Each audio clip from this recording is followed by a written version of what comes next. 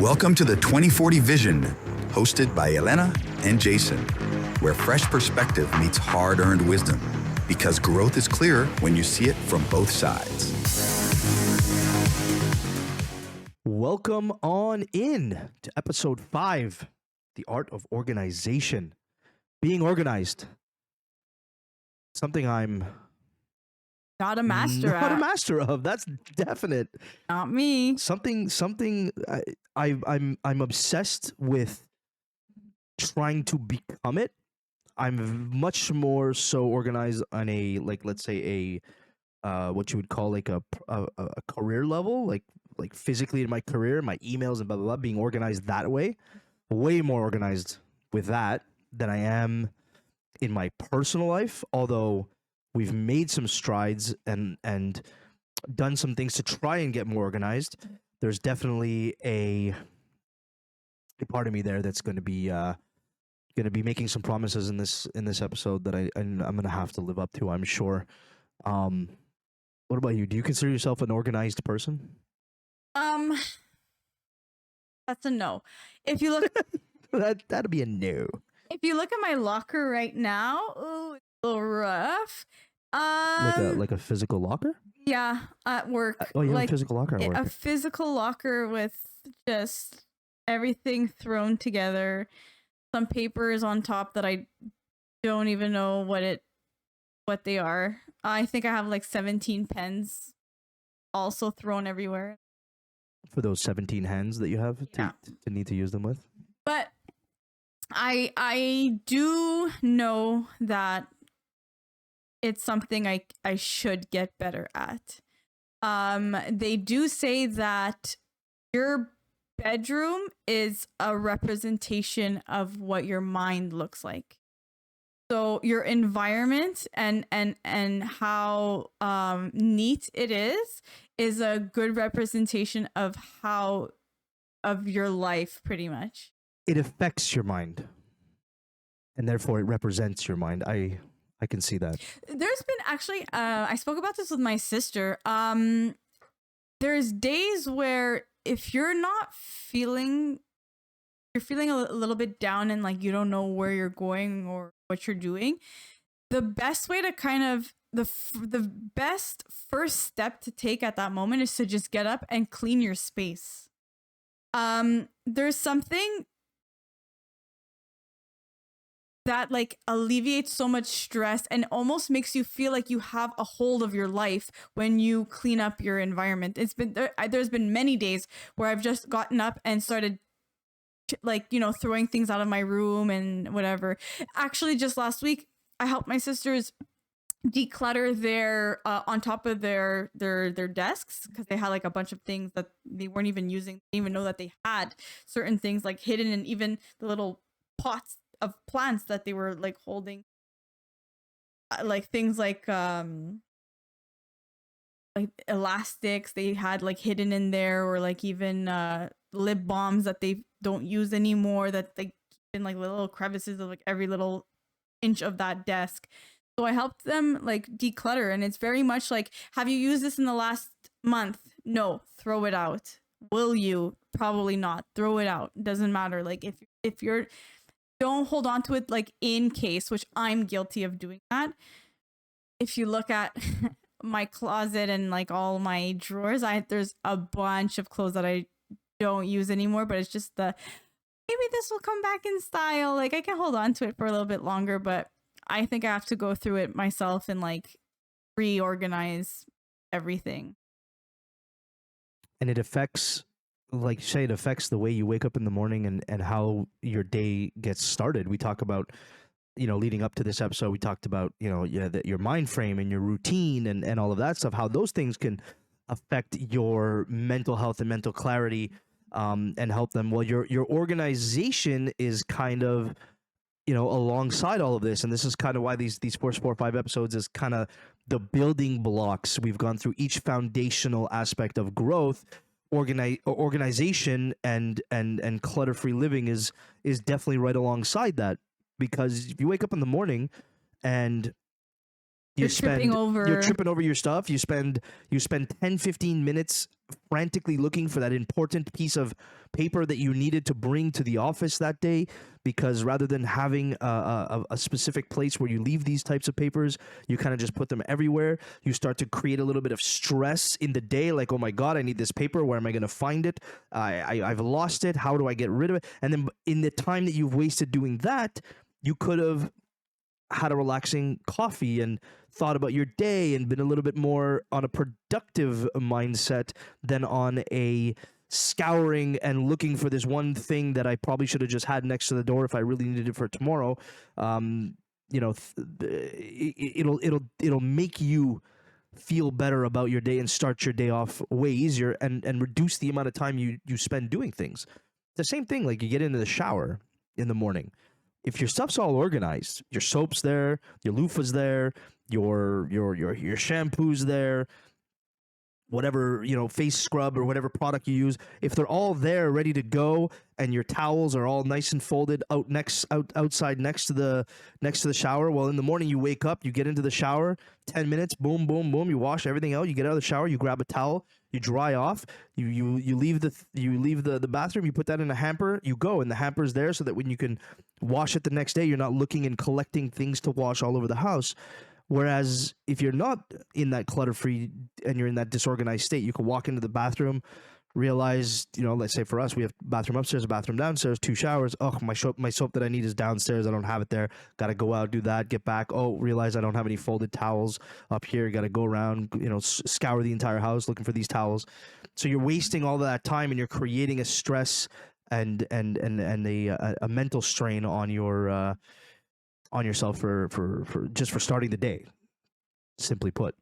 And of course, we'll talk about how it impacts mental health and stuff, and also there's a balance in chaos and being organized and that stuff. You don't have to be everything like to the T and take it too far. Minimalist living, I think, is what they call it. And we'll look at a little bit of how we organize our spaces, be it career spaces or our personal spaces. But again, I think it's both something that we're both kind of struggling with and working on. And for me, obviously, it's changed with the family dynamic. Organization here, we have more toys than we know what to do with for 2 children.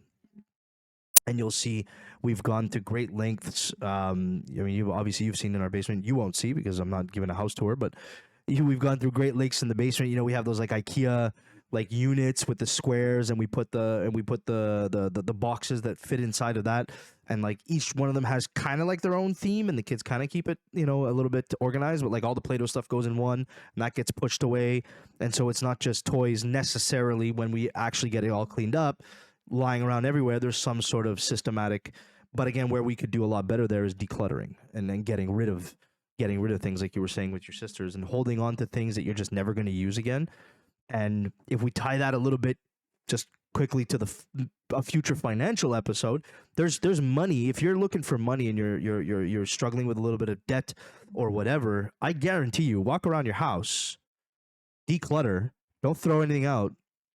I think you said throw things out. Don't throw anything out. Declutter, put those all in a corner of things I don't need, stick a price tag on them and have a garage sale, and you'll get a nice little amount of money to help you. Maybe it's $100, $200, $300. If you're struggling in debt, take that money, put it right back on your debts, and keep going. And it's part of that mental aspect too that'll just help you in that positive way. I've sold some things of mine, like especially clothes and things, but I've sold them on Marketplace and I've been traumatized. So maybe a garage sale would be better. Yeah, somehow physically seeing the person might be better than. But there's that ever looming, am I being scammed or stalked or whatever through letting anybody find you through Marketplace, that I think is a little bit there's that part concerning. Too. For me, it's just, the 1,000, oh my God, yes, I'm interested, and then ghost. Like, I just want to get rid of these that I put up for $10 that I've worn once. You know what I mean? Sometimes it just doesn't feel like the what's that? The wheat isn't worth the bread or something like that. I forget what the expression is, but sometimes it just feels like the effort putting into it is just like far beyond and not worth it. And I get that. I have sold very few things on marketplace, but I could understand that it's a frustrating place for people. Start a little eBay store or something. There's ways of doing it that Depop are. even. It's a good one too. Oh, save that one for later. We'll talk about where people can go to declutter. You gave me another one. I forget what it was. We'll talk about it after. Um, yeah, but decluttering, organization, um, definitely a strong link there between the mental, the mental space and the physical space, and how your day is going to be, how your actions will be throughout the day, how productive you can be. And we talked about productivity in one of the episodes. How much easier the routine is. It will definitely help you focus better. It'll help you be better at your job. It'll help you be better in personal life. It'll help you get things done quicker.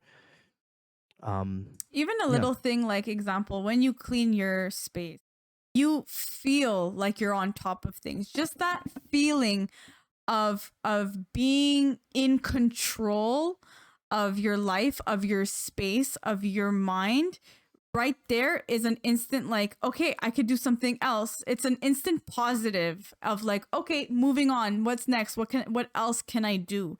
So just giving yourself that little feeling of I'm in control is super powerful. You could do at that point like anything. Did you ever, when you were in school, did you ever find like you were trying to do homework in your room or whatever, and you were just sitting there and it almost like everything was bothering you, so you stopped trying to focus on your studies and you like cleaned your room? Yeah. There's been moments, yeah. And what did that do for your homework afterwards once your cleaning was done? I felt like I was able to take better notes. Like even though the notes had nothing to do with the pile of clothes that I could have folded and put away, or like the little dust that was on my desk or whatnot, you know? But it actually does something to you. Like it makes you feel a certain way. Even there's days where like, let's say I have a day off and I make myself a nice breakfast and then I'm like, I can't do anything. I can't continue my day right now. I feel like I need to open a window, clean out my room, even the rest of the house most of the time, and just then start my day. It doesn't happen all the time, but the days that it happens, you know? And then afterwards I'm like, okay, we're good. Like now I feel like I could even relax better because my space is cluttered. Everything is energy. You know, like kind of like feng shui where like sleep with a mirror facing your bed. There's like something like representation, or if your bed is facing the door and the door's open while you're sleeping, there's too much energy happening while you're sleeping, so you don't get enough sleep. That's kind of what it is. If your space isn't clean, the energy of it, there's not a free flow, so your thoughts are kind of like scattered everywhere rather than flowing the way that they're supposed to. I'm kind of like the same way when I sit down at a desk. Like I sit down at this work desk here, and I try and have only the things I will ever need during the day at the desk. And I have, you guys don't see it, but I have two computers here. I have my main family computer and I have my work computer, and even that during the day. So I have two sets of keyboard. I don't have a switch. I get it. There's a switch where you can use one keyboard, and that's probably what I should do here is just have everything hooked up to a switch, and use one keyboard, one mouse. Just the fact that I see two mice and two keyboards while I'm working, sometimes I get distracted, and that clutter, which is not really clutter, it's just a few things, but that clutter creates that kind of distraction and that energy. I feel like it's just I'm not 100% focused at all times. I'm often like just going to let's say I'm having a meeting and I'm looking up and I'm talking on a Zoom call or a Teams call or whatever it is, and then I want to go back to working, and I look down and I see two keyboards. I'll stop and like a little bit of confusion, like, oh, which keyboard am I supposed to be using still again. So it's kind of like that for the you working at home and decluttering. There's that energy of like just that kind of like screaming at you a little bit. And you And I can get kind of that. see it. Like I see it sometimes with people that I, let's say, work with. Some people are super organized, and with every task that they do it in the exact same order. First, I do this, then I do that, then I do this, then I do that. Versus, I've met people where they just kind of, yeah, it's fine. Here, grab this, do this, all in like another order, and you're kind of like, what's going on? Mistakes are happening. Your partner's confused. Oh, wait, what are you doing? Oh, you want to do that? Okay. Like, very like, everywhere. And that, like I said, in the end, you end up making more mistakes. Whereas, and they say like to fix a mistake, it takes twice as long as doing something properly the first time, right? So that's kind of like the idea of this is set yourself up for success the first time. Best way to put it. Yeah, no, I agree. And that kind of like, but there's all, so you kind of touched a little bit here and we'll move to that is like, there's the person who's like military.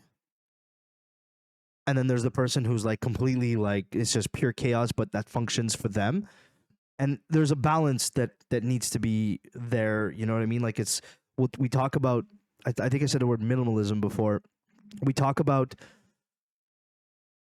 minimalist living, but it has to be functional. So you can't like sometimes the those who are doing things like every single time, every single way might not necessarily be the most practical way either.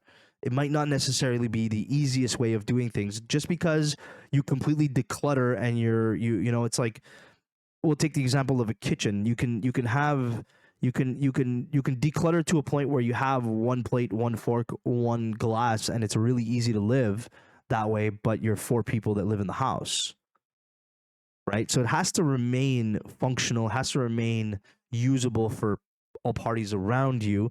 It has to make sense. You declutter to a certain extent. You don't get rid of everything. You organize to a certain extent, but you have to still leave a little bit of room for some of that chaotic freedom as well. Yeah, you can't be exactly what you're. I grew up with a mom who actually, if our toys were out for too long, she would end up throwing it out because it like annoyed her that day and it was in the way and she threw it out, which you can't do that either. You have to like either teach like your children, you have to put this away, there I don't know the consequence would be whatever, but you have to put it away or whatever, or have a designated place for it. If you don't have a designated place for it, then obviously it's going to be in the middle. It's going to probably piss you off. But yeah, like you said, it has to be balanced for sure. We understand that the children will be children. They want to play with their toys. Our house isn't always clean or the cleanest or the tidiest, but it remains organized. And I think there's also a differentiating factor there. Organized doesn't necessarily mean clean. Clean doesn't necessarily mean organized. I can clean my room by throwing all the dirty clothes and stuff into my closet or under my bed. My room is clean, but I am not organized. Like clean visually, but sure, exactly. But I'm not organized. My life didn't get easier when I wake up that morning and I'm looking for the sock that matches the other one, and one's under the bed or one's in the closet. They're in 2 completely different spaces. And then there's the balance of like organization where we talk about I keep half my socks in one drawer and I keep half my socks in another for no particular reason whatsoever. I do the same thing. But then again, it might be good to keep my business socks in one drawer and my everyday pleasure socks. Pleasure socks. Is that a thing? It is now. Pleasure socks it is. So my pleasure socks are in one drawer. Tell us where you keep your pleasure socks, everyone. Yeah, where do you guys keep your pleasure socks? The nightstand is where I prefer mine, really. pleasure socks and business socks apparently is but making sense. Whereas if you keep all of your clothes that you would wear for work in one location, and then all of your clothes that you wear on your everyday in another location, that makes sense. So there's a reason and an organization behind the there's organization behind the reason why you're doing it, not just clean but it's still not organized. It's important to master that difference. So it's functionality and minimalism, but functionality at the same time when you're trying to get organized is that hard balance that's hard to strike. And we, again, the stuff is organized in there. The kids will play. They're young. They'll leave it all over the floor. But at the end of the day, the toys are still kind of in the room they need to be in. And if we wanted to put it away, it's kind of faster to put it away because we know, okay, all the Barbies go in the Barbie box, or all the cars go in the car box, and it's kind of faster to put them away as well. It's not always the cleanest. We understand that a 2.5-year-old and a 5-year-old aren't going to want to pick up after themselves constantly. Although my 5-year-old is wildly responsible with this stuff, and it's kind of scary. You still have to. So throwing out their toys because they didn't put them away. I don't know how old you were. If you were 10, then shame on you. But if you were 2, I guess maybe a little self restraint was probably in order there. I don't remember how old I was. I was old enough to remember that. Oh, where's this? Oh, I threw it out. So I must have been old enough to be able to put things away. So I guess that's partly my fault as well. But I don't know. I still think it's really extreme. There's even times now where I'm like, oh, so.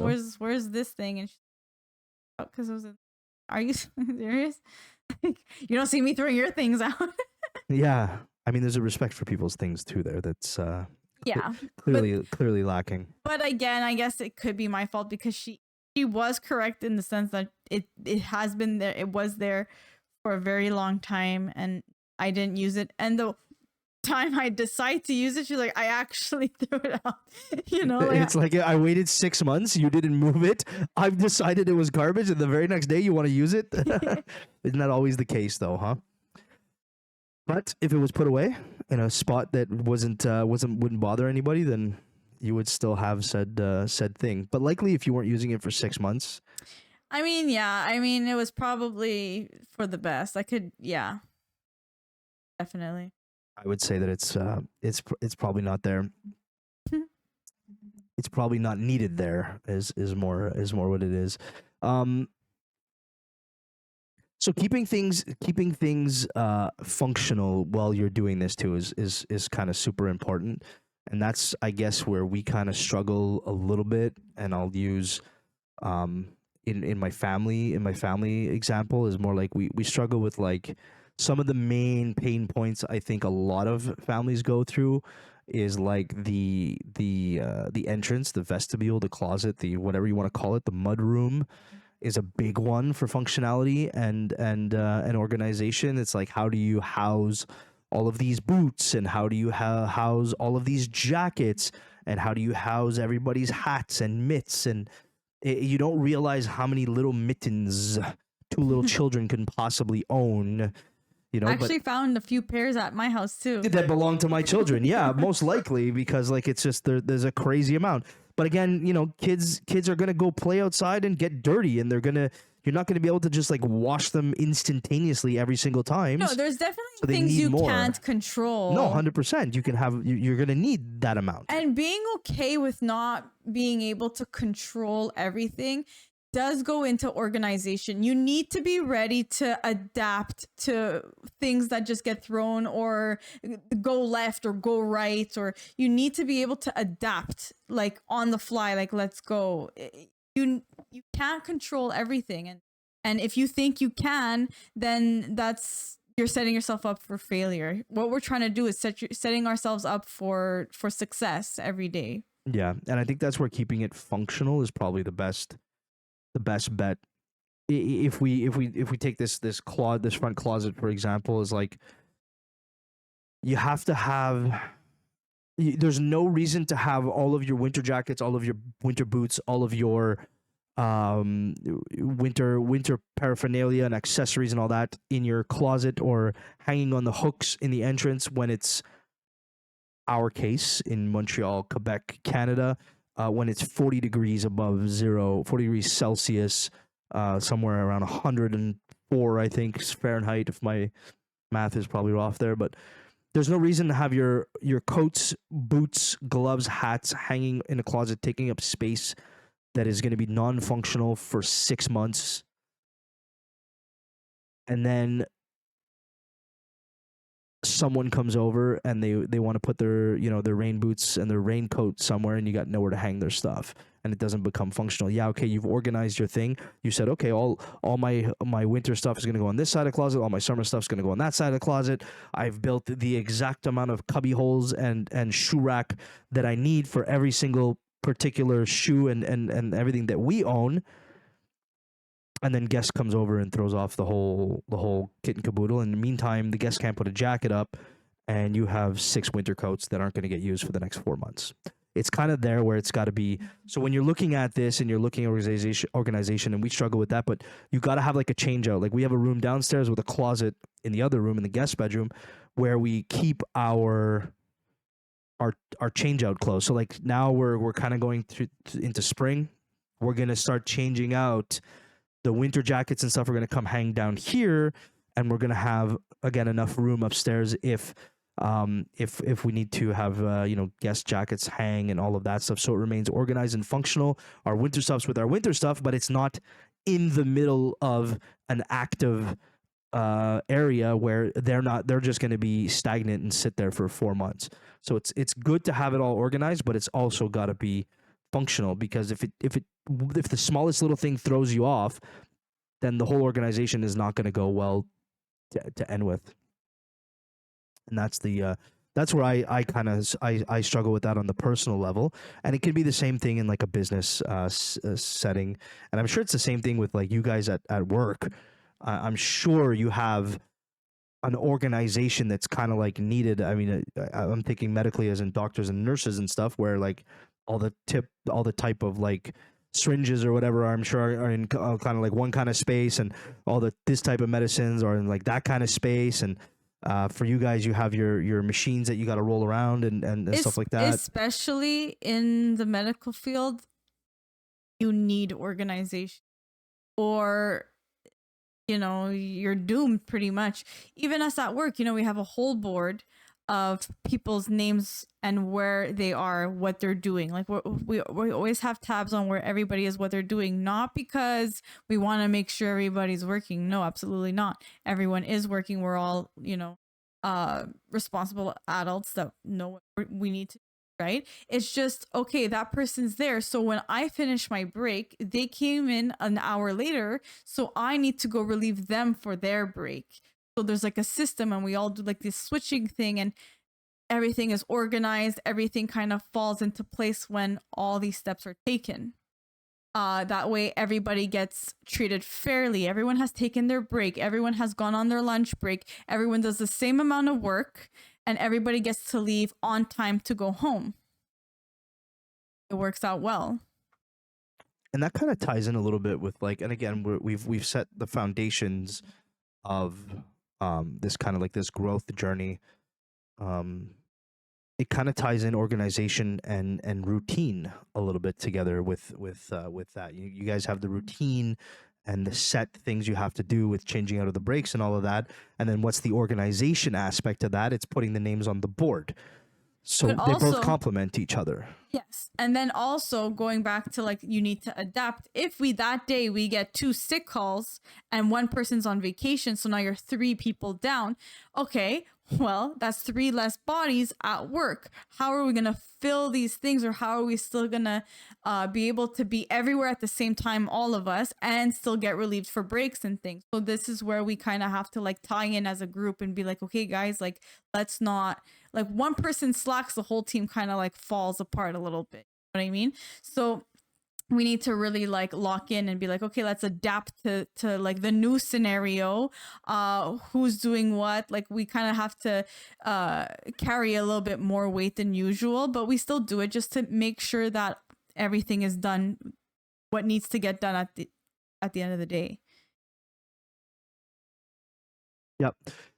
It all ties together. It's all a harmonious blend of that with your mindset, with your routine, you know, with your organization, what we're talking about.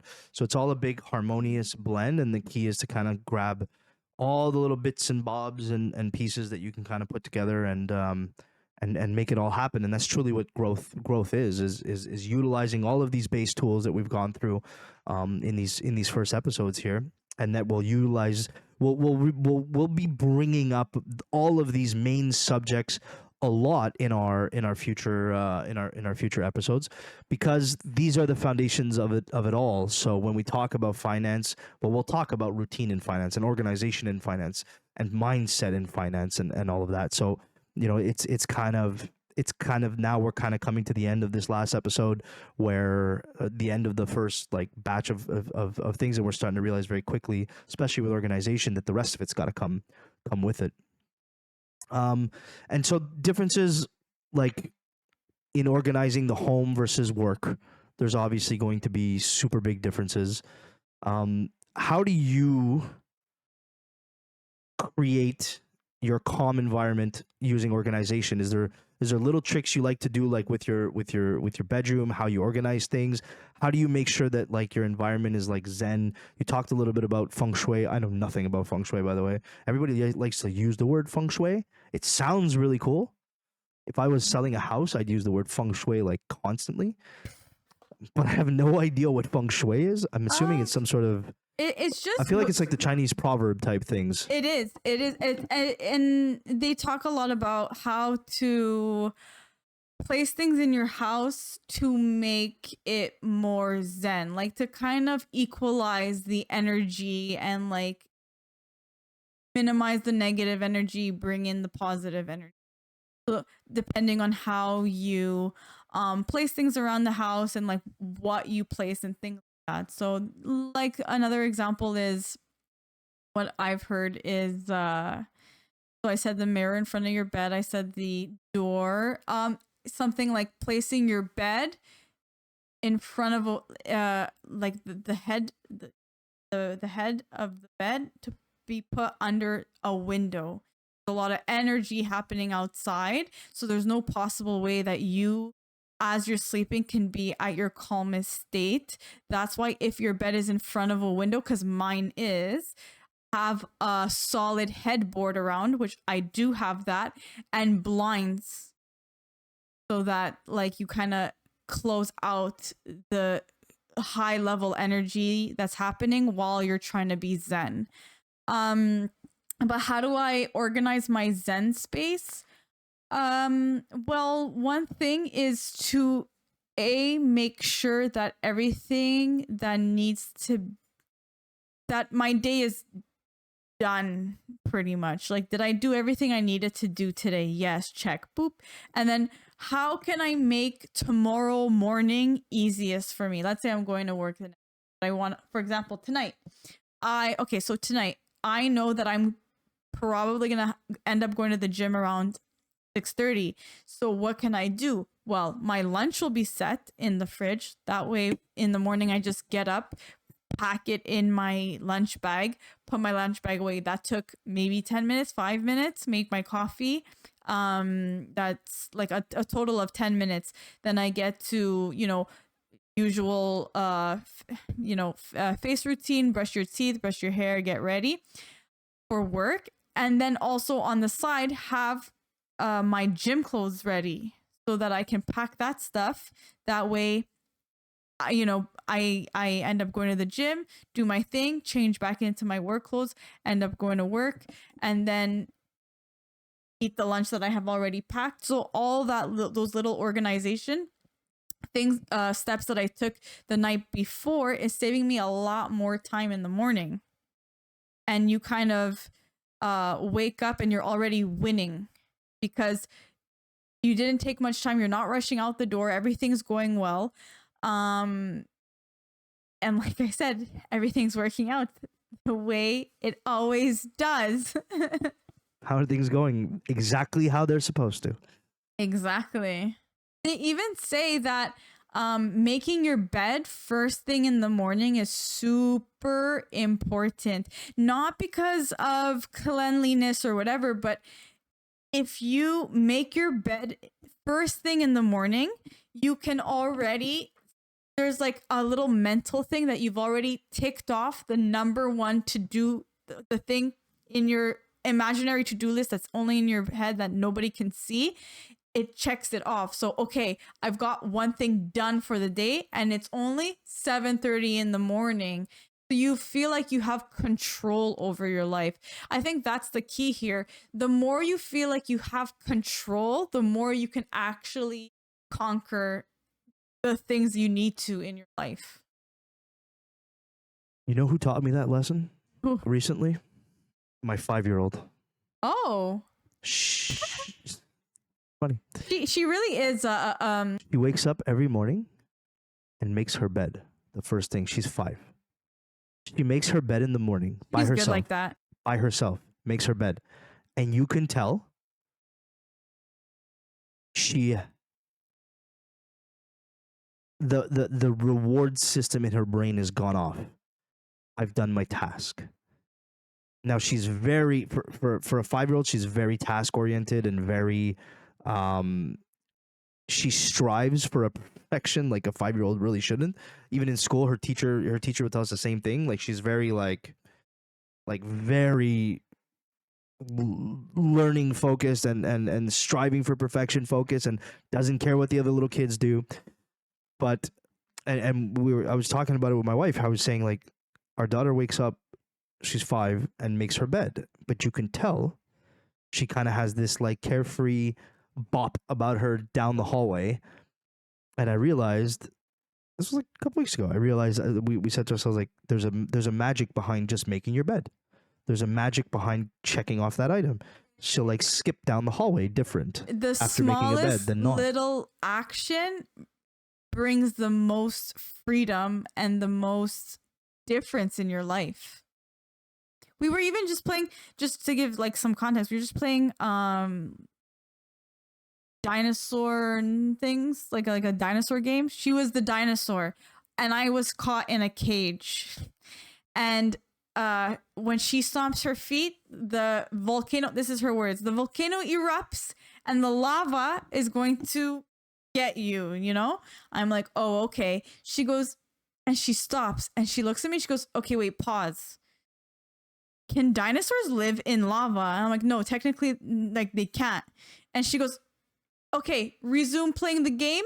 And she goes to, you know, just to let you know, I'm a dinosaur for the purpose of the game that could survive in lava before we can actually proceed to play the game.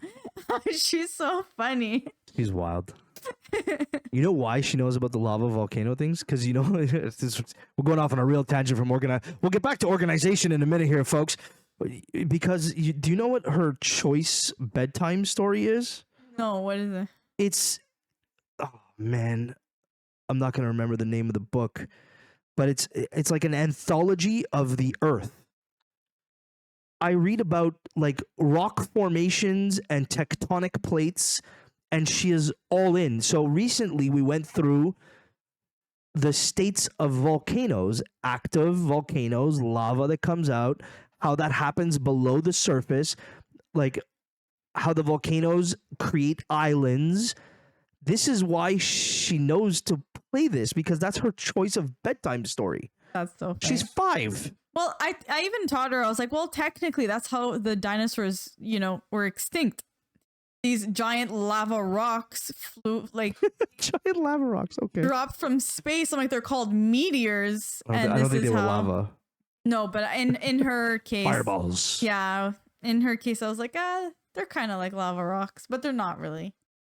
All that to say, when my 5-year-old makes their bed and I don't, and they bop down the hallway and I don't, yeah, she gave me that lesson recently. So those of you who don't think you can learn from little children, there's lots to learn from little children. Just look at the behavior. They don't even know why they're doing it. And that's the best part, is that they'll do something, it'll make them bop a certain way, and they have no idea why.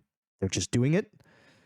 And that's the true root of all of this. When Helena said that checking off that proverbial checklist that we all have in our heads by making your bed in the morning starts your day off a certain way. The 5-year-old taught me that because of the way she bops down the hallways in the morning. She also serves herself breakfast. I don't know at what age kids are supposed to serve themselves breakfast, but she'll go in, she'll make her cereal, and she'll pour her milk. And what is happening? What's going on? Although the other morning I went into the kitchen and I'm like, what's this? And she had a half a plate of goldfish, and then the other half with dried raisins. She's like, I love goldfish and raisins. I was like, all right. And then my son had goldfish and ate it with a spoon like it was cereal. It is what it is. I don't know. Organization. We tangent a little bit there, but that's the way this is going to be with a lifestyle type podcast, where we aren't experts. We're just two regular old Joe Blows and Trying to what figure is it a out. Joe Blow for a female? You're a Joe Blow and a Jane O. All right. That could work. I don't love that for you, but we're I gonna don't love it. we're gonna go with that for now. So we're just two regular Joes and Janes, trying to get through trying to get through our lives and bringing you along for the ride. So let's talk about some systems that we use. I think it's super important to talk about systems when it comes to talk about organization, and I think I'll give my anecdote of like my most challenging organization to date, because it kind of going to linked into one of our future episodes coming up. I'll do that, but we'll talk about for yourself as far as systems. We could say talk about a system if you have like a particular drawer system you got going on, any kind of system you use. Obviously there's email systems, there's calendar systems. For you, like you're again kind of like that solo person, so I don't know what your systems kind of look like when it comes to organizing. So my systems are very much like what would come to anybody's mind when you think of organization, right? So yeah, let's say my drawers, they do have a system. I have 2 pajama drawers that started off as pajama tops and pajama bottoms, but now they're kind of mixed together. So now they're just 2 regular pajama set type drawers. Then I have 2 drawers for workout clothes, one for tops, one for bottoms. And then I have, 2 drawers of just tops, 3 for bottoms, and then like things like that. And then one for scrubs. And then one for clothes that I usually wear for on occasion. And then those are also in my closet. Again, do I keep them neat all the time? No, right now they could look a lot better than they do, but that's kind of what my drawer system kind of looks like. Other than that, I use a physical calendar. So I have one of those whiteboards on my little like shelf, and I erase it, write it down. I did that especially for 75 hard. I wrote down all the numbers and like which day I'd be at, and I would write like, on this day I need to, let's say, like take a picture like every 2 weeks, which I haven't really been doing, but whatever. It's written down though. It's written down Tell though. nobody. It'll be our secret. It's written down at least. But I use like a physical calendar, which actually helped me study as well. I used to print out. The calendar system really helped me when I was a student. I used to print out physical calendars, print them, and then write down when this test was, what day I should start studying for it. And I used to put like the letter of the course where like, okay, I studied for it for at least a week and a half or like 2 weeks, and then it's the test, so I should be okay. And then I would cross out the days, and it kind of was, yes, like I'm almost finished, But now I even have the virtual calendar that actually really, really helps me too. I mentioned it before in the other episode. It's called Shifter. You did. Shifter is cool. I went and looked at it. It's very cool. I love it. I'm a big fan of the virtual stuff, the apps and stuff. That's where you tickle my fancy with that stuff. So it's for me, it's the best. I could write down all of my shifts. I could write down any overtime shifts that I've taken. I even write down, the person's name that I'm hanging out with that day, or like what I end up doing. Like if I'm going snowboarding or whatever, little snowboard emoji for that day. Like, just to make sure like I don't double book things, because I feel like that could be too. Another thing that, people use, I don't use this. I guess I could sometimes, is a to-do list. Today I need to get done this. Just checking it off, even physically, you feel like you've done something, you've been productive. Like it gives you a sense of, like I said, control. To-do list, I think, is one of the pillars of organizations. It really is a start. Organization, not organizations. Although organizations can use to-do lists as well, but it's one of the pillars of organization is having a to-do list. Having a dynamic to-do list would be the ultimate one, but yeah. To-do list is definitely one of those ones that have come from since time immemorial when it comes to these kinds of things. Cool. Any other tools or systems that you tend to use? I think it's pretty. Other than that, it's mostly communication with people. Like, okay, what's happening here? Like, what are you doing that day? Perfect. So I know that day's free, whatnot. So communication's a big one. Letting people know that you're busy, also part of organization. Can't that day, sorry. Or let's say I live at home with my family. So I'll say, by the way, Sunday I'm working, and then I'm going to Jason's to film podcasts. So don't count on me to do anything. I'm not home, I like how you put a communication into there, because that's kind of like it's not really organization, but it's huge in helping everybody get organized around you. So it really is like that. Do you guys have a shared calendar as a family? We don't. Like your family unit. That one's tough though, because you guys you're like a core family, but you're not. You're just a bunch of adults that live within the same. You're not a core family. You know what I mean? You're not like a husband, wife, and 2 children. No, like we don't like. You're 9 adults living your own lives. Exactly. Like just happen to be within the same roof. Exactly. We don't like depend on, like, I don't. Oh, I can't do this without this person. You know what I mean? So there are things like, oh, I have my sisters. I took my sister to her first dance competition last week. Woo woo! And she won first place. Little first place going on there. Way to go, Barbs. Shout out. But I put that into my shifter. Like, okay, I have to switch out of this shift. I have to make sure that I have it off so that I'm able to do that. Did Barbs compensate you for this? Did not. Wow. And I had to pay for parking. Wow. I'm joking. It's all good. There's going to be conversations had. No. But she will pay me back when I have children. Absolutely. Yeah, we're all paying for that. We're all paying for that. I will owe you guys dearly when you have your children. But it'll be with pleasure.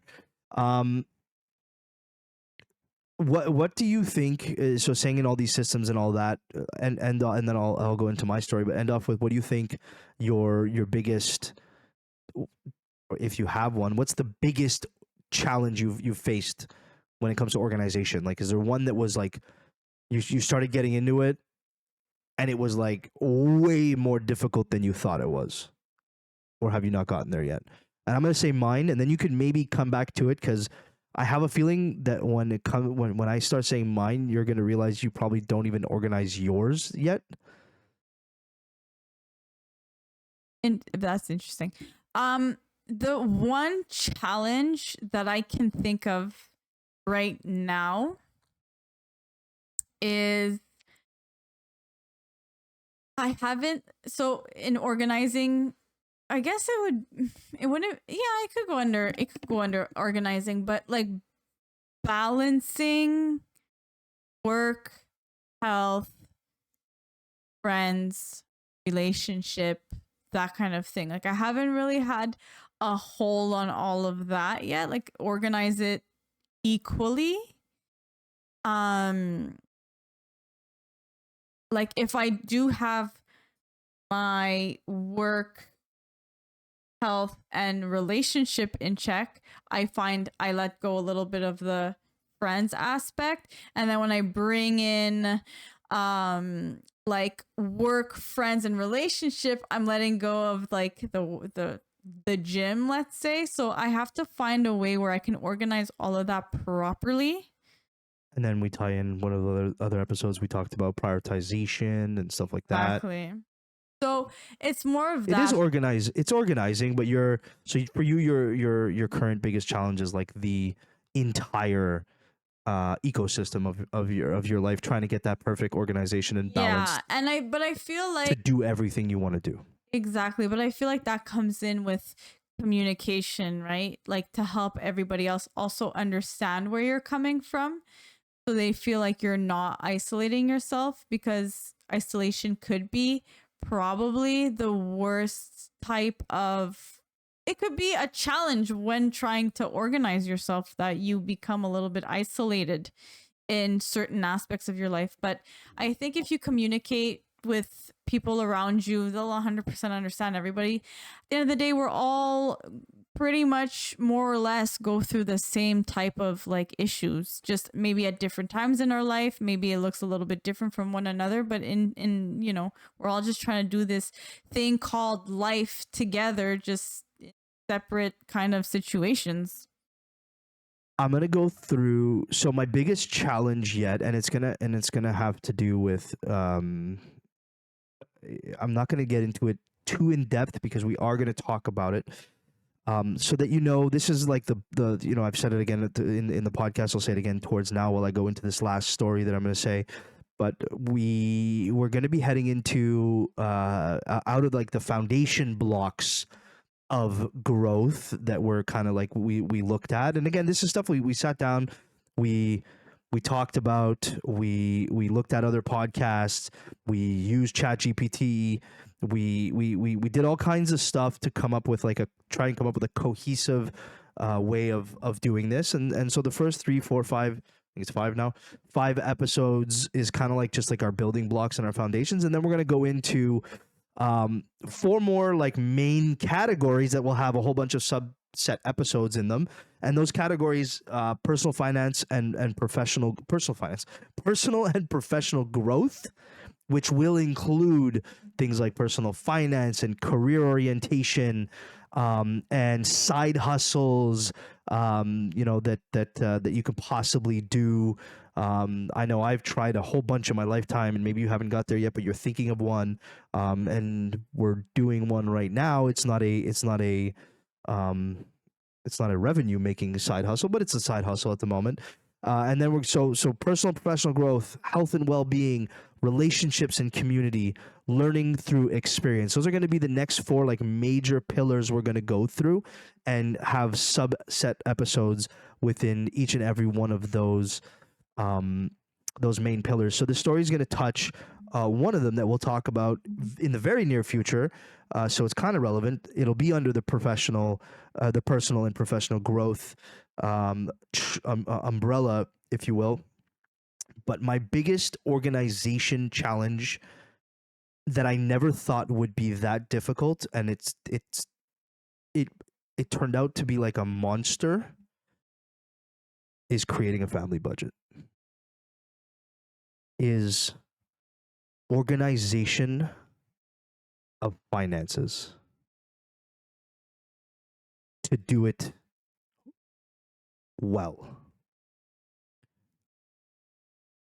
I'll talk about the nitty-gritty of the finances and stuff like that a little bit more when we do those episodes, and that's why I think that maybe that the finance episodes we might have to break up into multiples to look at different things. And if you guys out there are right now, it's like a big wavelength for me. Like personal finance is actually what started this whole podcast idea as to why we should do it together, was the growth that my family and I are doing in strides in our personal finance and our budgeting. But putting together and organizing all of our accounts, putting together and organizing everywhere your money goes in a month for a family of 4, putting together and organizing your expenditures budget while tracking every cent you spend and having a home for those. We call those, it's called a net zero budget or a $0 budget. Every cent we have, that every cent we bring in every month has an assignment, meaning that assignment could be saving, right? It doesn't mean we spend all our money every month, but every cent we make on a monthly basis has its assignment. And we have to be able to track that, make sure it's all going in the right place, and do that over multiple accounts. We have 7 different bank accounts. We have 3 different credit cards, which are all at zero now. We have Yes. we have 2. We have a personal loan. We have a line of credit.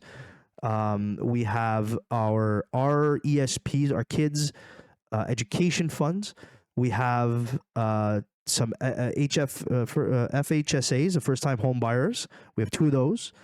I have my pension from work. So just like to start piling on top of piling on top of piling on top. My biggest challenge that I never thought, I was always like, oh yeah, we'll make a budget. It'll be dead easy. We'll just make a budget and figure out where we're spending our money. I run an Excel spreadsheet and I run a Quicken which basically hooks up to our bank accounts, which tracks all of our expenditures and categorizes everything so that we know exactly where every single one of our cents were being made. And I now, after doing this, understand why people fail, because it is so difficult. And the conversations that we had surrounding that were hard. There was screaming, there was crying, there was argument for the first 2 months, and then It's because we came out almost of like it. putting it on paper and like realizing the different things that, okay, we need to be putting this and that, and this costs that much, and we need to put aside for that. It makes it so much more real, and it's something that people, I feel like, they're in denial of, right? Their finances. You know, there was a period of time. You're right though, like in terms of like organizing your finances and things. Like I didn't do that until a lot recently. When I was younger, I wouldn't open. There would be times where I wouldn't open my bank account because I was like, I don't want to look at this right now. You're 14 years ahead of me because I started doing it as I turned 40.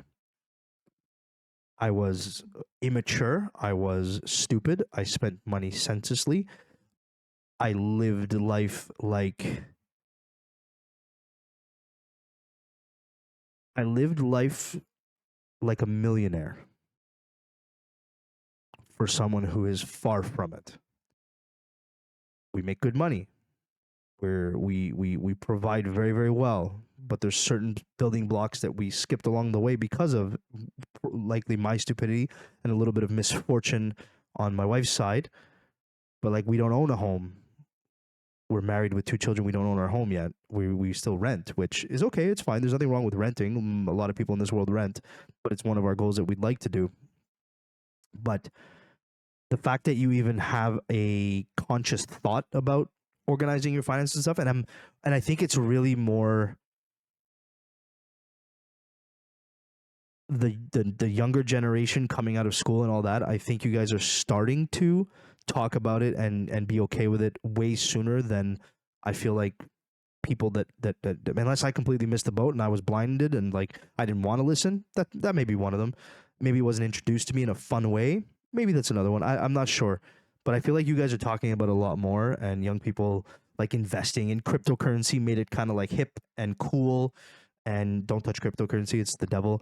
But yeah, it's hip and cool, and I think it's become really mainstream now to like be a little bit more financially literate than we used to be. So that's my biggest challenge when it comes to that. And But also, I think there's a lot of platforms that speak freely about finances now, and that's made it more intriguing. there's platforms that you can find speak freely about anything now, which I think is Yes. both good and bad. But I think what I like, it's not like finances isn't hidden anymore. No. It's very like, if you do this, there's so many where videos or podcasts where they're like, if you do this by age 18, I think it's something like if you save like $2, $100 a month. From the yeah, age of 18 till you're 60, you'll have like $6 million or something. yeah, something like that. $6 or So, $7 you know, million, people yeah. are like, oh, and then, you know, they start thinking a little bit about it, or, you know, how to become a millionaire. I could teach you. And But then if I started today, so the difference being for those listening out there is like if you start today at the age of 18 and you put that $100 a month into it, and I'll get you the exact numbers when we talk about the financing, it's something like 7 million. But if I started today, so the 20-year gap, yeah, if I started today, I think I end up with like 600,000. but that's still Nowhere near enough to retire. It's nowhere near enough to retire, and I've lost just because I didn't learn it earlier on. I've lost $5 million. okay. Yeah, I see where you're going. I just took a $5 million hit in 20 years. Right. That's the difference of that. That'll be for a future episode. But to come back to this one, as far as organizing, that's my. And when we talk about the finance, I find that's like the hardest thing. So we use Excel, we use Calendar, we use Quicken, we use all kinds of tools to help us track, to help us budget, and forecast, and then plan our month. We use as a family. That's another one of the hard. If I sidestep a little bit, second hardest thing, the schedule of 4 people trying to cohesively work. We have kids that are going to do activities. My wife does activities. I have work. My wife has work. Like planning all of that. So we actually have one email account with one email address, which also sends all of our, like anything we purchase, receipts and stuff like that. We go back to the finance. So all of that ends up in one place so that when we're looking for the receipts, we have one email address for it to go to. So we use that in conjunction with all the other apps and stuff, like we use a note-taking app on Google. So Google, it's not going to come to me now, but it's the I see the app logo. It's like yellow Google. It's not Google Notes. Anyway, the Google Note one, because we share the Google Calendar, the Google email account. Any notes we take, lists we make, blah blah blah, we're able to share that together, so we can both go to the same place on separate phones and have the same note, so that if one has to go do the shopping and the other one happens not to be able to get there, we can follow along with that. Things like our Wi-Fi passwords on there. Yeah, cool. So anybody wants to hack in, our Wi-Fi passwords there. But like just things like that where we're able to like access the same thing. So make it easy, make it organized, make it concise. The calendar has different color coordinations, things for if they're my son's activities, they'll be in blue. If they're my daughter's activities, they'll be in pink. If they're my wife's, purple. Mine, different color. I forget what color. I think mine's just gray. But yeah, so we definitely use email and calendar and all that to its fullest to get our lives organized that way. And so that's going to bring us to the end of this episode. And once again, as per always, we're going to throw out a little gauntlet to the listener. And we're going to ask you guys to, let us know, organization-wise. Also, if there's any organization experts out there, I'd probably like to talk to one of those and have one of you guys on to an episode. There's love people that that. make a career out of this kind of thing, right? Like organizing.